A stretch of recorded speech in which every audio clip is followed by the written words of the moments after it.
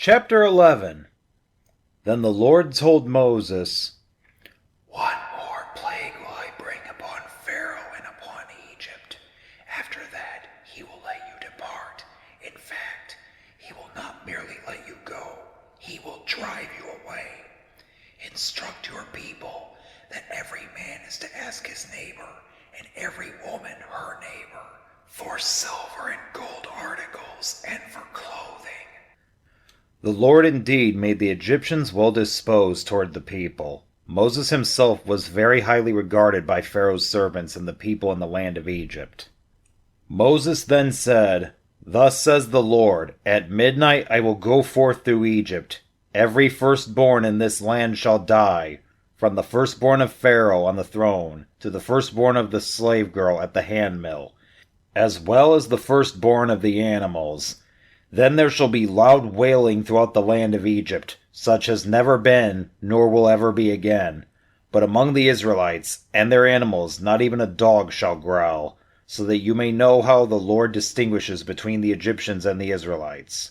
All these servants of yours shall then come down to me, and prostrate before me.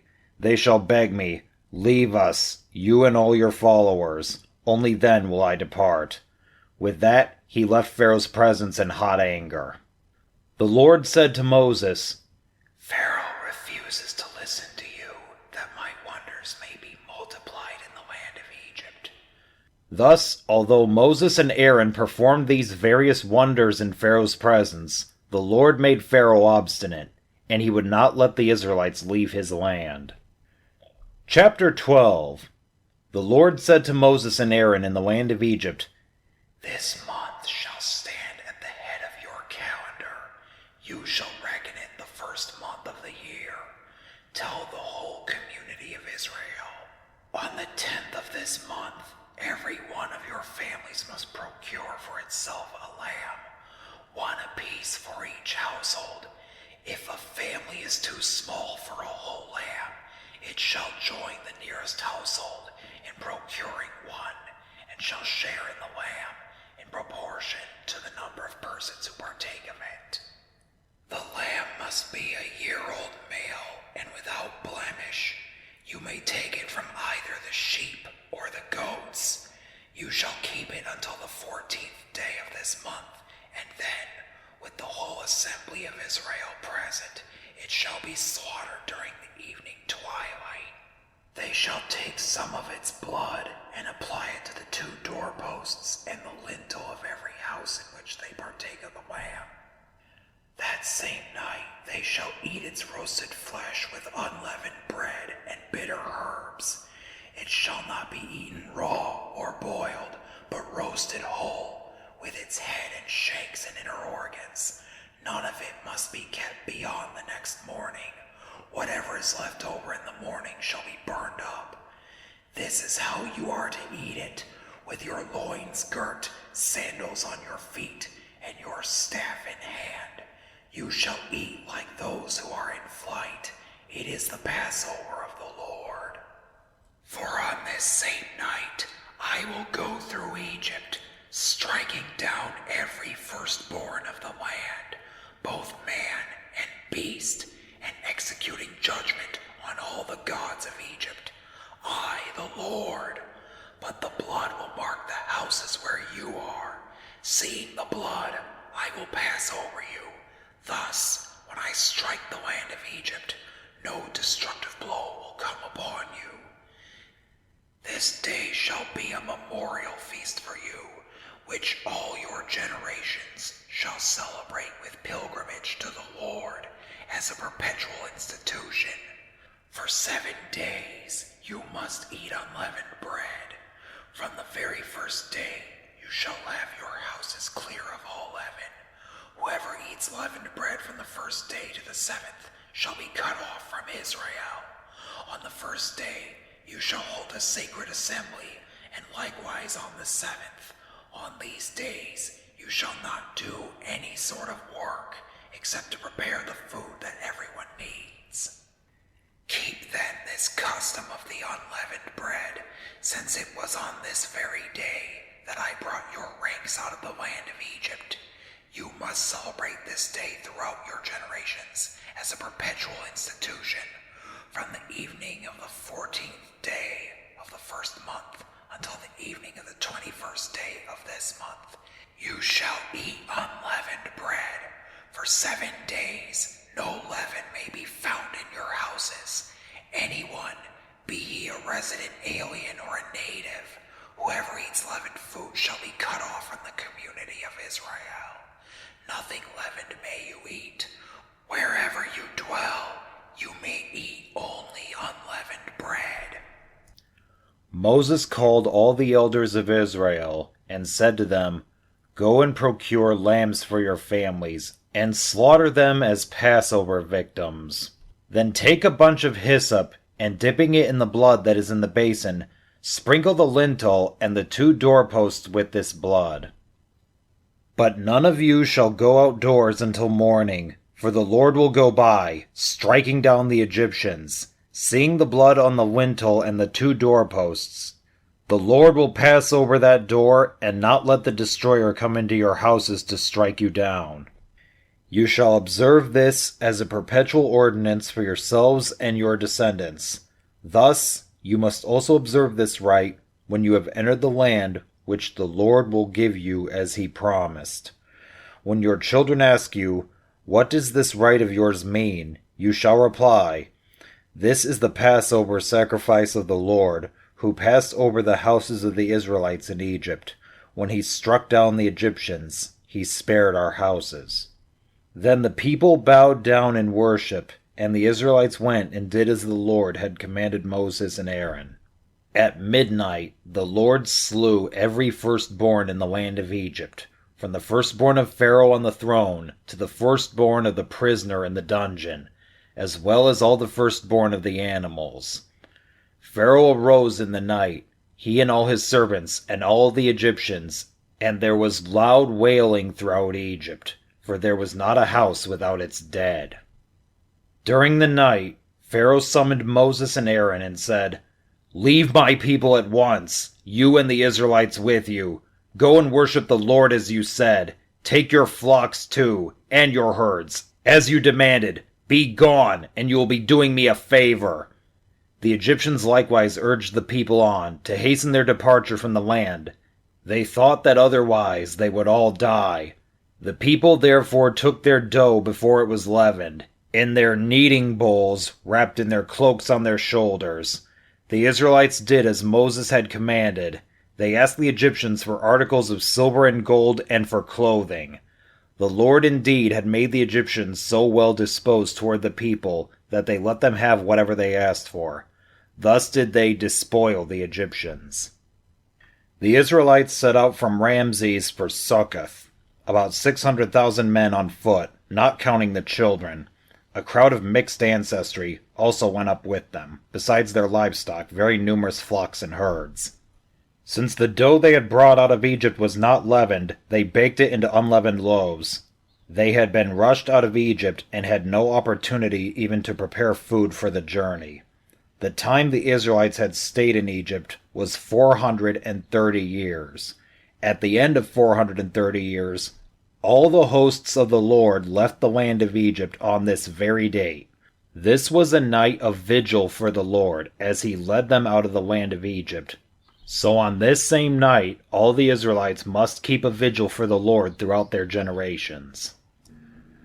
The Lord said to Moses and Aaron, These are the regulations for the Passover. No foreigner may partake of it. However, any slave who has been bought for money may partake of it, provided you have first circumcised him. But no transient alien or hired servant may partake of it. It must be eaten in one and the same house. You may not take any of its flesh outside the house. You shall not break any of its bones. The whole community of Israel must keep this feast. If any aliens living among you wish to celebrate the Passover of the Lord, all the males among them must first be circumcised, and then they may join in its observance just like the natives. But no man who is uncircumcised may partake of it. The law shall be the same for the resident alien as for the native. All the Israelites did just as the Lord had commanded Moses and Aaron. On that same day, the Lord brought the Israelites out of Egypt company by company. Chapter 13.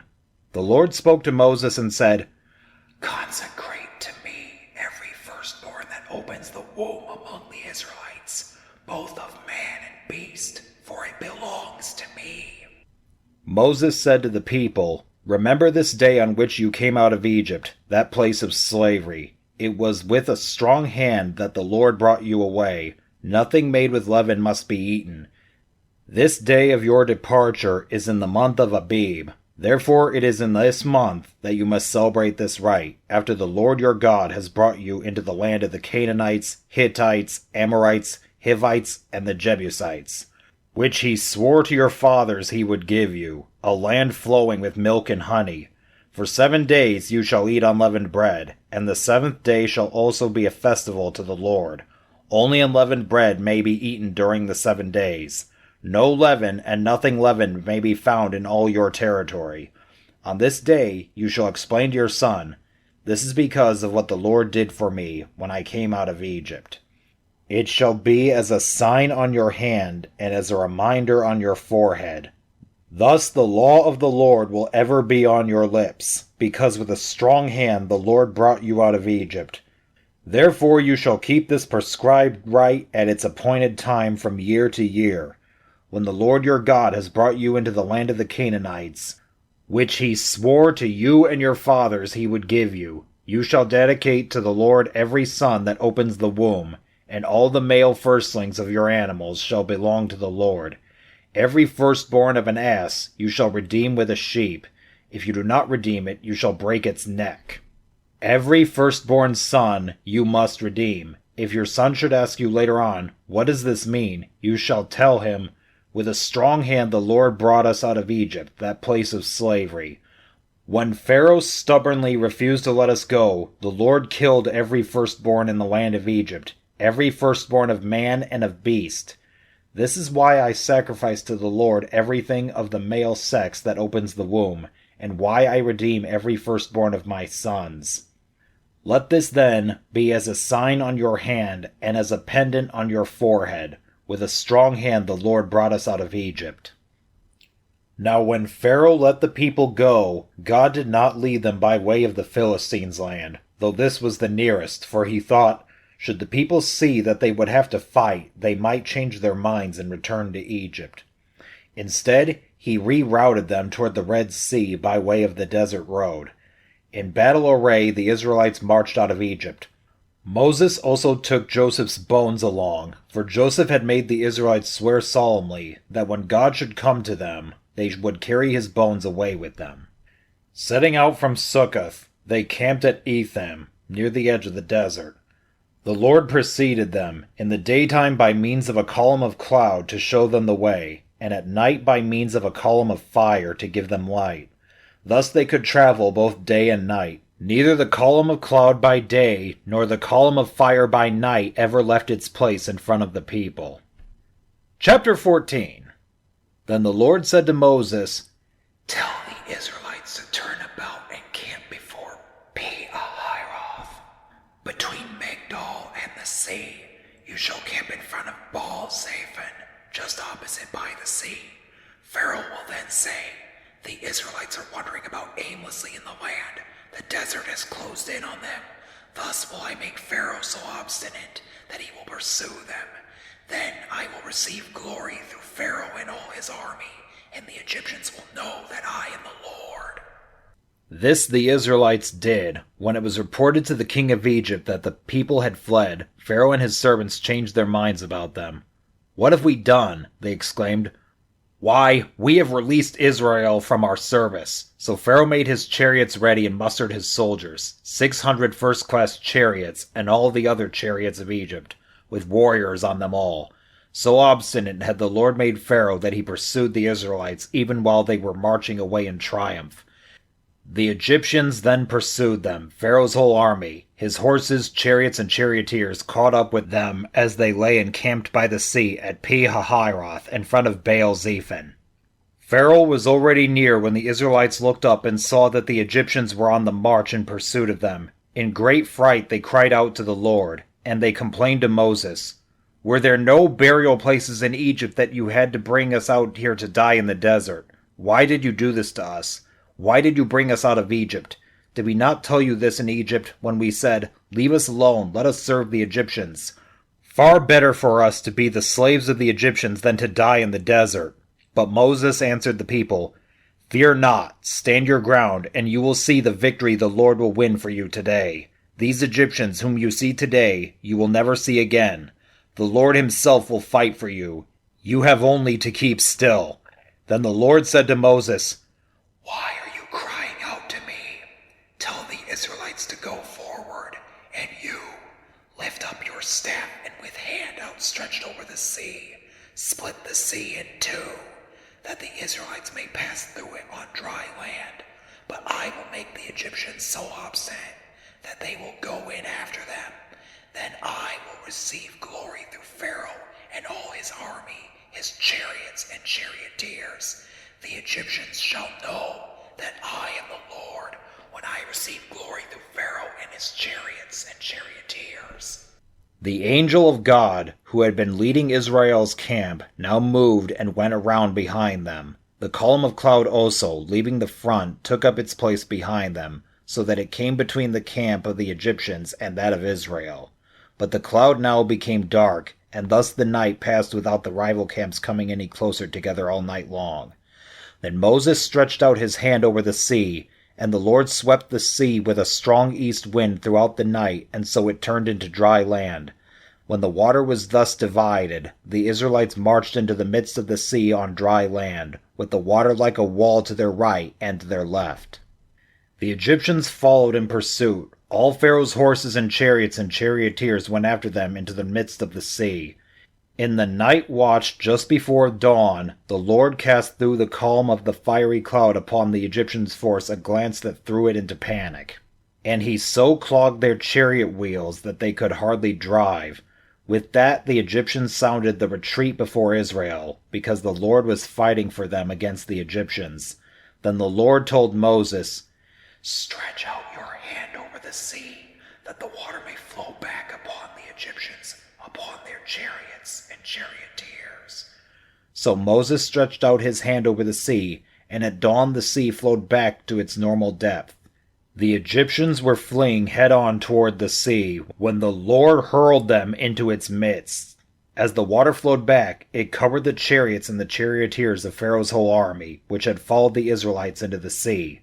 Not a single one of them escaped, but the Israelites had marched on dry land through the midst of the sea, with the water like a wall to their right and to their left.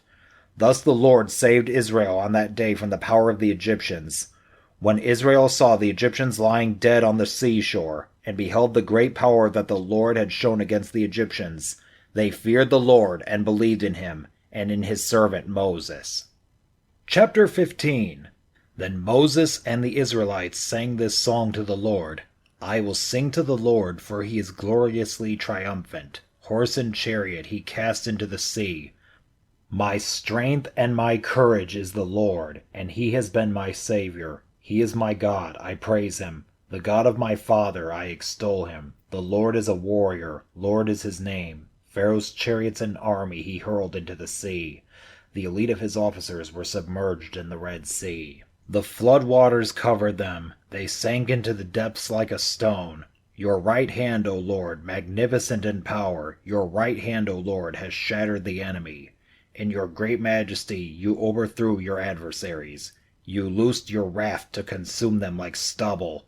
At a breath of your anger the waters piled up. The flowing waters stood like a mound. The flood waters congealed in the midst of the sea. The enemy boasted, I will pursue and overtake them. I will divide the spoils and have my fill of them. I will draw my sword, my hand shall despoil them. When your wind blew, the sea covered them. Like lead they sank in the mighty waters. Who is like to you among the gods, O Lord? Who is like to you, magnificent in holiness? O terrible in renown, worker of wonders, when you stretched out your right hand, the earth swallowed them. In your mercy you led the people you redeemed. In your strength you guided them to your holy dwelling. The nations heard and quaked. Anguish gripped the dwellers of Philistia. Then were the princes of Edom dismayed. Trembling seized the chieftains of Moab. All the dwellers in Canaan melted away. Terror and dread fell upon them. By the might of your arm they were frozen like stone, while your people, O Lord, passed over, while the people you had made your own passed over. And you brought them in, and planted them on the mountain of your inheritance, the place where you made your seat, O Lord, the sanctuary, O Lord, which your hands established. The Lord shall reign forever and ever. They sang thus because Pharaoh's horses and charioteers had gone into the sea, and the Lord made the waters of the sea flow back upon them, though the Israelites had marched on dry land through the midst of the sea. The prophetess Miriam, Aaron's sister, took a tambourine in her hand, while all the women went out after her with tambourines dancing, and she led them in the refrain, "Sing to the Lord, for he is gloriously triumphant.